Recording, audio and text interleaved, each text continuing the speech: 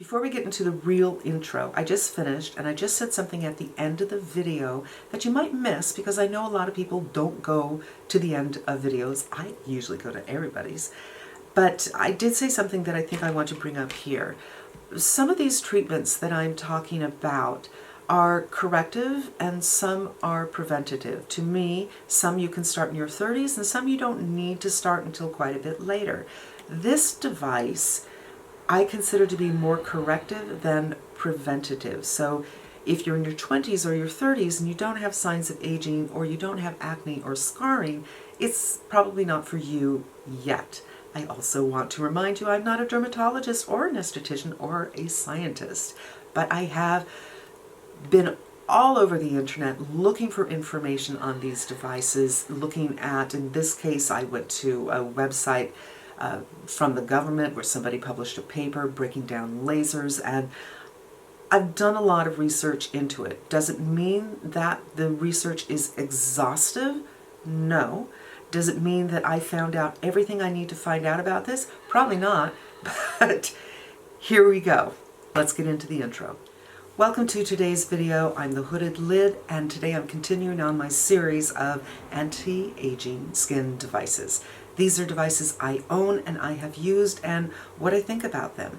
Today I'm just going to do one device, primarily because I want to touch on some other basic things. The device in question is the Tria Smoothbeauty laser, and I think I got this 3 years ago, maybe 4. I don't remember.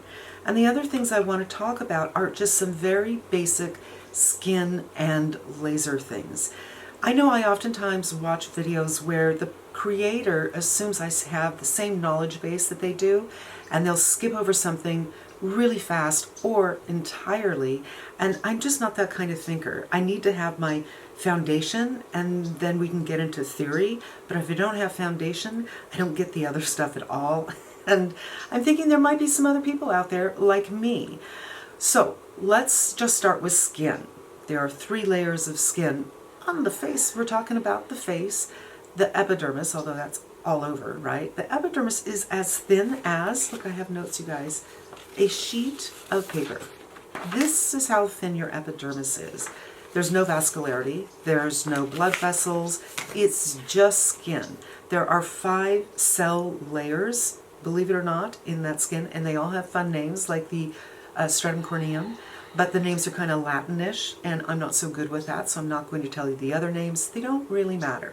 The epidermis is the outermost layer of the skin. I've seen some people talk about it as the chicken is really, I don't know if you can hear it. Actually, this is a rooster, so I don't know where it's coming from. But I've seen people refer to it as it's the waterproofer. The second layer is the dermis, and this is comprised of 2 cellular layers. And when I say cellular, I mean there's 2 layers and they are made of cells and they have different names. I'm not trying to be, fancy. The dermis has nerve endings. It has oil glands, it has sweat glands, it has hair follicles, blood vessels, collagen, elastin, and fibroblasts. Those last 3 are the things we're interested in when it comes to anti-aging. Fibroblast cells synthesize collagen and elastin. The depth of this layer is between 0.4 and 1.2 millimeters. So the eyelids, the thinnest skin, the forehead and the cheeks, the thickest skin. The forehead probably doesn't feel like it's thick because the forehead for most people is pretty bony, but the skin is apparently thicker there, the same thickness as on the cheeks. So 1.2 mil. The final layer it's called the hypodermis, but there are 2 other names for this layer. Again, kind of Latin-ish, so I'm going to skip by that. This layer is 4 to 5 millimeters, and it's comprised of nerves, blood vessels, and fat. So there's the basics on your skin. Now I am going to put on the glasses because I want to talk about lasers, which can be so confusing. So I went on a government website, I think it's called MBCI, and I read a paper that is several years old. It's not brand new, but I think most of this information will hold. There are a couple of different classes of lasers. There's ablative and non-ablative. There is fractionated and non-fractionated. So very basically, those are the two things that you need to know.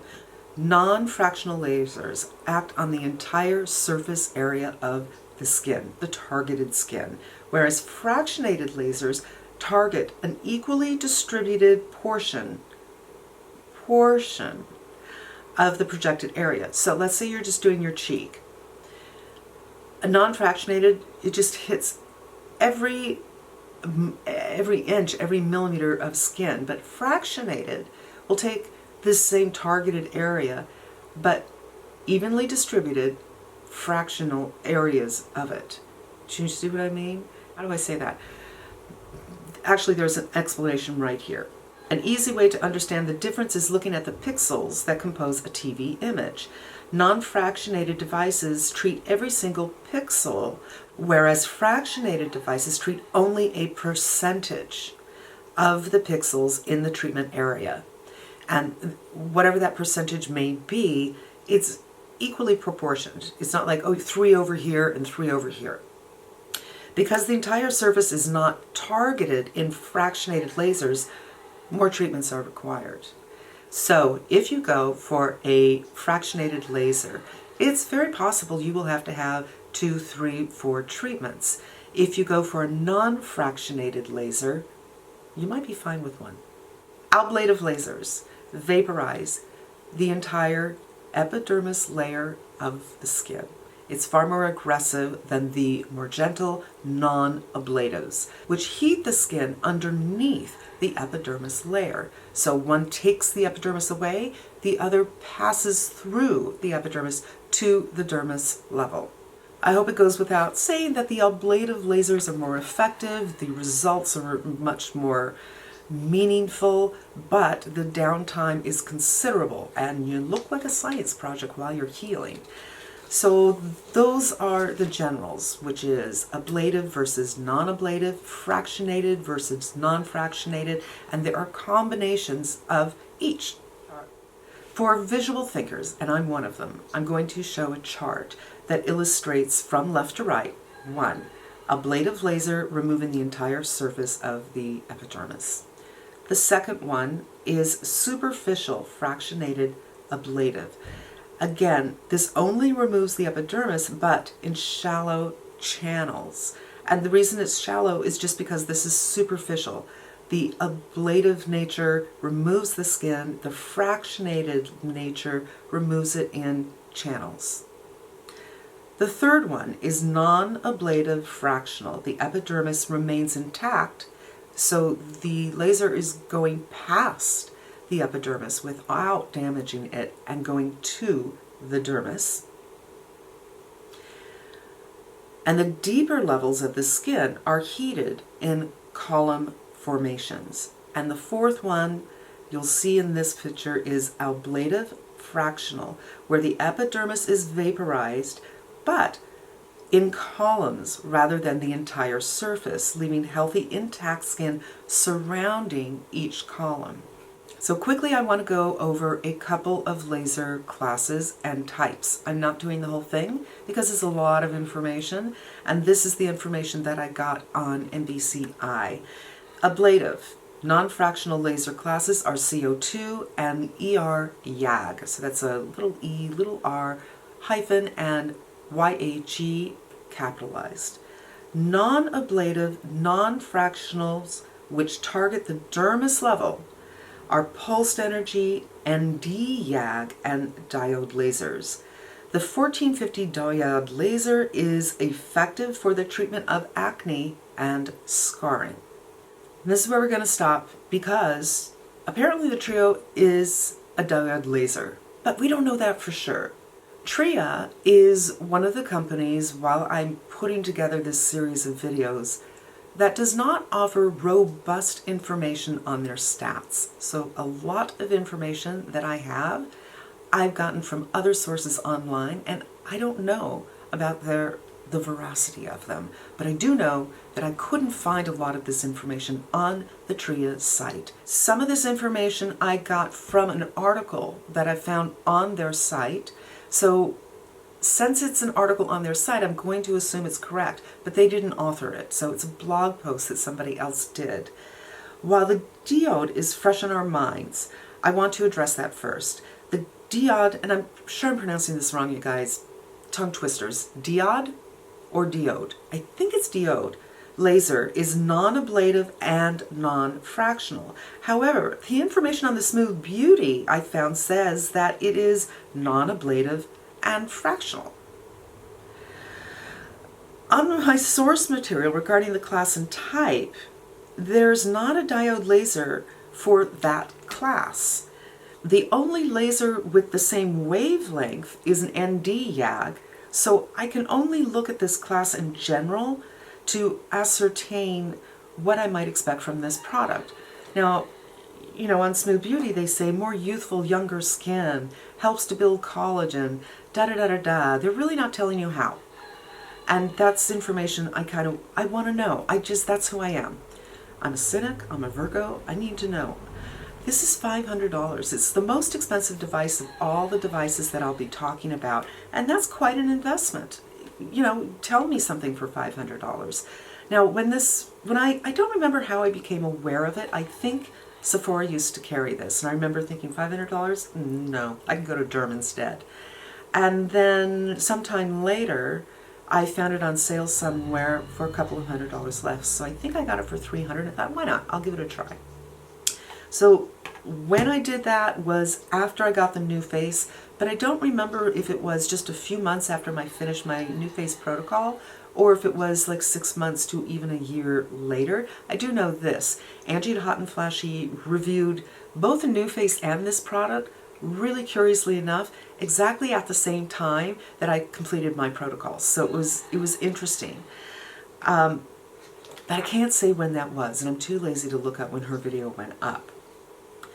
This class of lasers, non-ablative fractional, is aimed towards improving texture, mild to moderate wrinkles, and acne scarring, as well as treating hyperpigmentation due to sun damage and aging.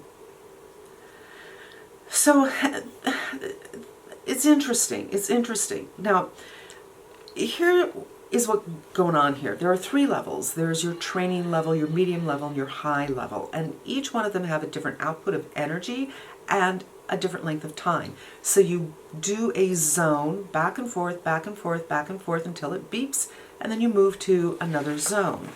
Power level 1 is a 30-second zone, and it has 5 joules of power input. Level number 2 is a 1 minute per zone, and it's 10 joules of power output. And level 3 is 2 minutes and 30 seconds per zone, and it is 12 joules of power, which isn't bad.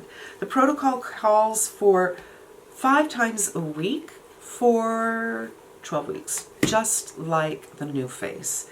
This is what they say. The Smoothbeauty laser uses non-ablative fractional laser technology to stimulate collagen production in the same way that professional in-office laser treatments do, but at a fraction of the cost, and also fraction of the energy. The wavelength is 440, the output is 5 to 12, the temperature gets up to 30 Celsius, so 5 to 30 Celsius, and it's a diode laser. These are the things I've been able to find. I am not sure that this gets deep enough. I think that this is more about surface things like scarring, acne scars. I did not find it to be effective at all on my sun damage, and I'm not sure about collagen. Now, we can never be sure about collagen unless you go to a doctor's office and they have a device that measures how much collagen you have per square centimeter or millimeter, whatever it might be. And I suppose you could also do that with a biopsy, but neither of those things I'm doing. So for collagen, you're kind of looking for the condition of the skin. For me, now several years ago, before I did this actually, so I probably did this 3 years ago. Before I did this, I went to a med spa and I got 3 pixel lasers, 1 a month over a 3-month period of time. And it is an ablative fractional laser. it left a sandy, kind of gritty feeling on your face for the first 5 days, and then all the skin came out. So because it's fractional, it goes in columns. Because it's ablative, it burns the epidermis and goes deeper, right? So that would be the 4th on that chart I showed earlier.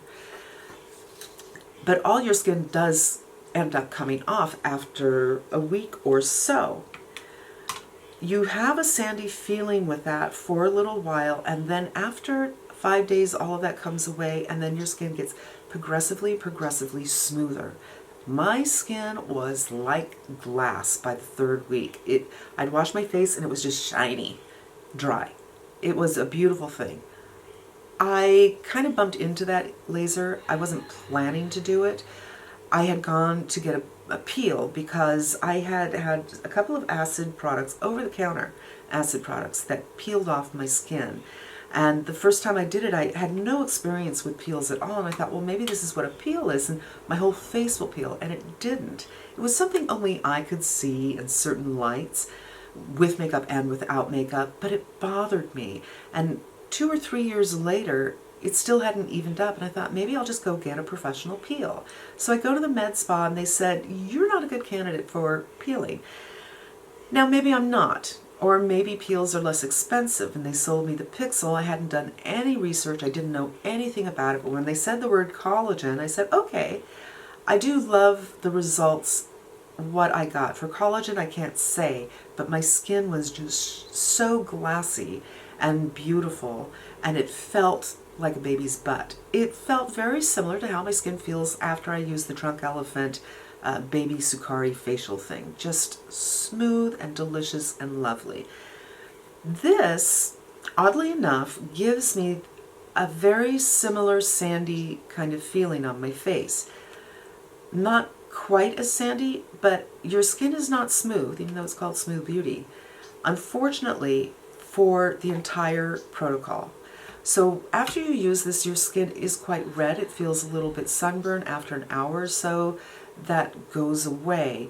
But the next day, once you start getting into level 2 and 3, there is a little bit of a roughness to the skin, and it continues throughout the process. And that I didn't enjoy. I'm not going to lie. Did I see improvement in the areas where they said I would? My skin texture, I don't think so, but I have pretty good skin texture. My sun damage here, no. Collagen, hard to say. I have no way of measuring it. For me, out of all the devices that I've bought, this is the one where I'm just not sure. I'm just not sure. I would probably have to go to a doctor's office and do a before and after, some kind of measurement of my collagen to see if it actually does anything. But I am kind of interested in trying this again. Not right now, because I'm doing some other things, but maybe on my chest. I have recently did a series of, I think, 3 ACA peels. ACA peels? I think so. 15% on my chest, and at first when the skin peels, I'm like, oh, look at this new baby fresh lovely skin. But as far as the redness going away or the depth of my wrinkles, I think they've lessened a little bit, but not enough for me to be excited about it. And I've heard that if you go for a low percentage of 15%, you can repeat it. But I found after 3 of these that I didn't want to repeat it again for several months. So I am kind of curious, maybe I'll go back and do this on my chest and see if anything happens. I don't know that I want it to be on my face. It hurts a little bit. It's not a big deal. You know, you work up to it. Your first week, do level 1, and then you can go up to level 2. The longer you stay on level 1, you know, if you stay on level 1 for a month, you're probably not going to see a big change after 3 months. So level 1 for a week, then go to level 2. If after a couple of days of level 2 you feel too much, go back to level 1 for a day or 2, and then go back to 2. And that's the way I did it. Just paid attention to my skin, but definitely had the goal of getting to level 3 as soon as possible. And I'm pretty sure I got there by the 3rd week. So for me, it's kind of inconclusive, largely because the company that makes this just didn't give me enough information to ascertain, is it going deep enough to stimulate the fibroblasts so they can synthesize the collagen? How is it that they're saying that it can help the sun damage? If it's going too deep, I'm not sure that it can. You know what I mean? By the way, I guess I should have opened with this. I'm not a doctor. I'm not a scientist. I'm not an esthetician. I'm just somebody who reads a lot and tries to source out some information and tries to get a big picture and break it down for you what I have learned. I don't really know about this one. I don't really know, but I am willing to give it another try, especially since I spent, $300 on it.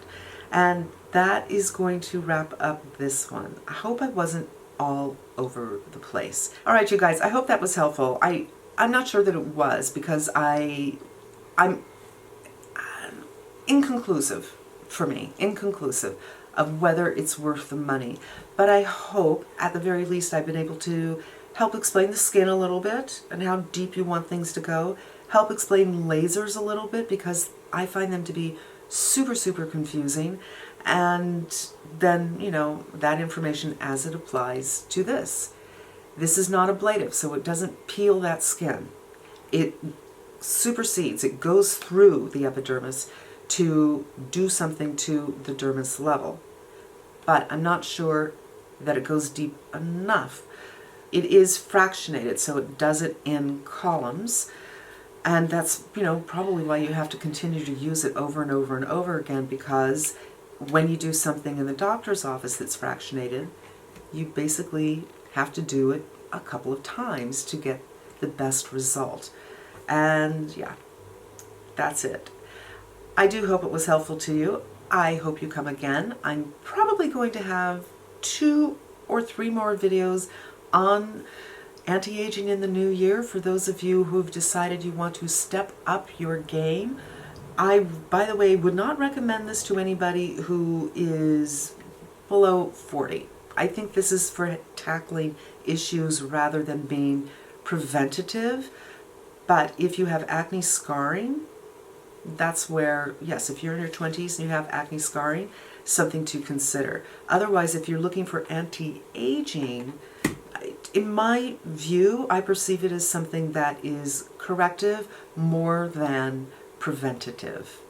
And that is going to wrap it up.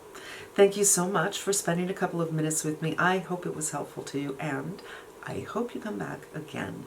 Until we meet again, be safe, be smart, and I'm wishing you good health.